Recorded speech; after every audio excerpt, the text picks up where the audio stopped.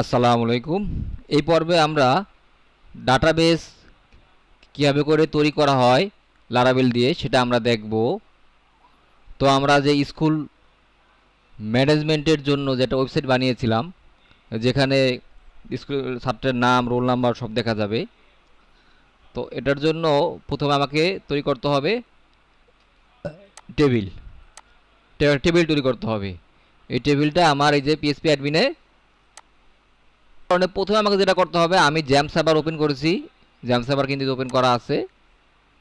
দেন আমি টার্মিনালে PSP artisan serve এবং npm রান ডেপ এই দুটা কমান্ড আমি যোগ করেছি, যার মাধ্যমে আমার এটা লোকাল হোস্টে দেখা যাচ্ছে ওয়েবসাইটটা।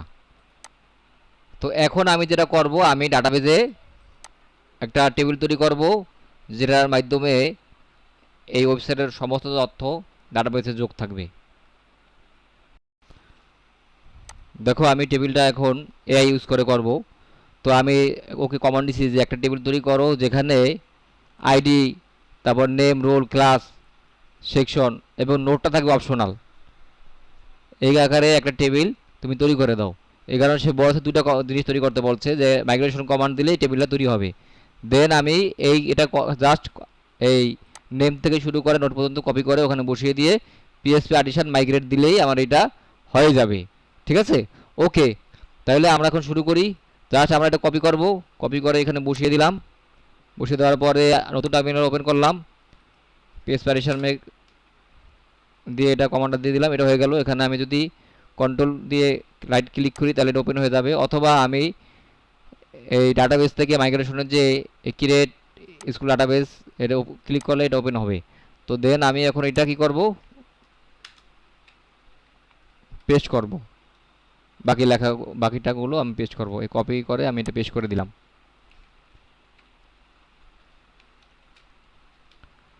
এখন আমি দিব পিএসপি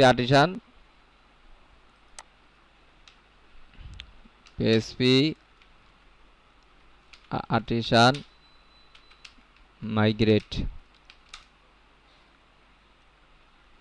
মাইগ্রেট হয়ে গেল। এখন আমরা দেখব যে ডাটাবেজে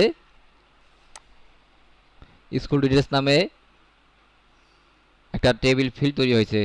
পাচ্ছেন আপনারা ID, name, roll, class, section, note এগুলো তৈরি হয়েছে।